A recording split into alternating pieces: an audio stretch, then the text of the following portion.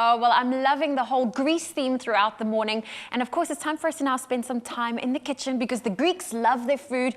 And how does a crunchy, cheesy, garlic and herb-filled pastry sound? It sounds absolutely delicious to me. Now, can you think of anything more delicious than that?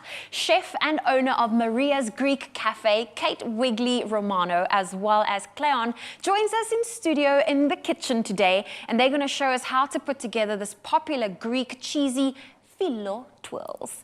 Phyllo Twirls is how you say it, right? The Greek way is Phyllo pastry. Phyllo pastry. South Africans, we like to say phyllo pastry, phyllo, as long as it is the delicious crispiness that we're about to enjoy.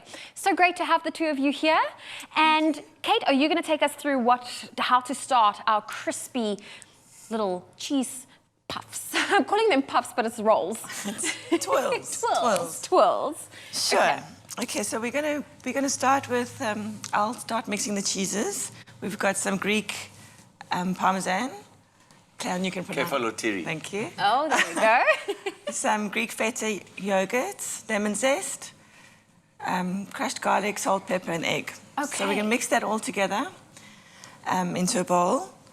While you can, if you feel like the chopping of some dill and some mint. Okay, fantastic. Thank you. So would you classify this as an easy recipe or is it a very technical? So that's why I chose this one because as you can see, even if your phyllo doesn't cooperate, you can still make it work. Still make delicious twirls, okay. So you can go for it, yes. Cool. And then you can also add in spinach if you like, or lamb. Put all kinds of things inside here. Okay.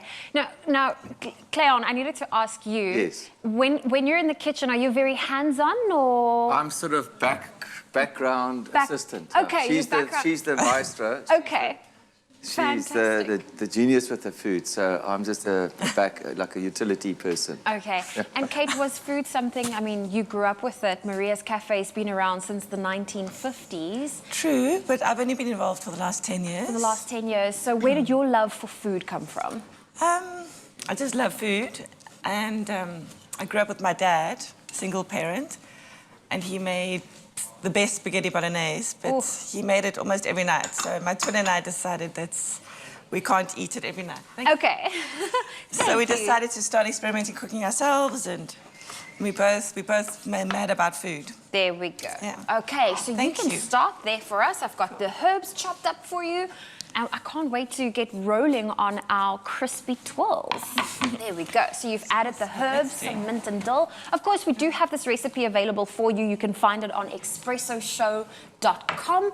Kate is showing us now. She's adding the different cheeses as well as, is that a Greek yogurt? Yes. Ah, there we go. Adding that in. Oh, I thought you were going to say something. I was going to ask Katie, this is in the Tiropita family, right? Yes, it's a mixture of the Tiropita and the Spanakopita. But you can actually tell how we learned about this in Turkey, not Greece. Yeah, you actually learned about this in Turkey? Yeah. There's a history, you know, a shared history of food. There's a lot of overlap, you know. So we go to both, and there's quite a strong Greek root in Turkish cuisine still today. Oh, fantastic. That is amazing. But the sort of conventionally known cheese pie, it's called a tiropita. A tiropita. So this is where that inspiration comes from. This is a pot, like a crossover with it. Okay, fantastic. Now, once we put these beauties in the oven, how long would it need to stay in the oven? Because we need to preheat our oven.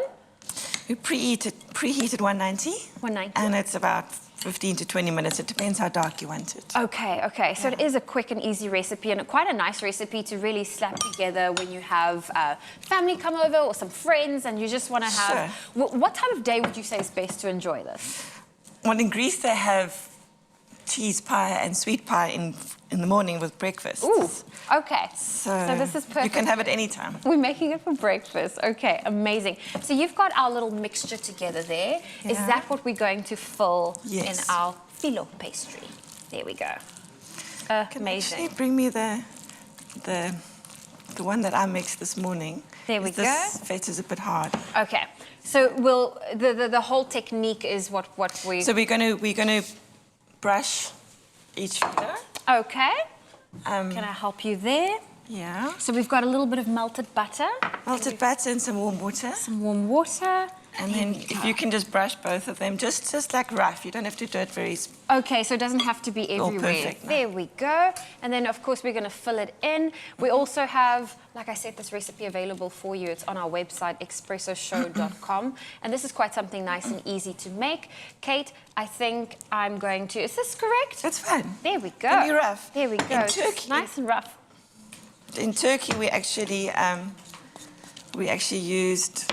She used her hands and threw the water on. Okay, so... But I don't want to really do that now. With COVID. With COVID and yeah, for the we'll restaurant. use the little brush. There we go. If you're doing it for your family at home, it's fine. Of course. So ideally, like you said, you wanted a softer feta, so maybe make the feta a little bit room temperature or like get a bit of a whisk in it.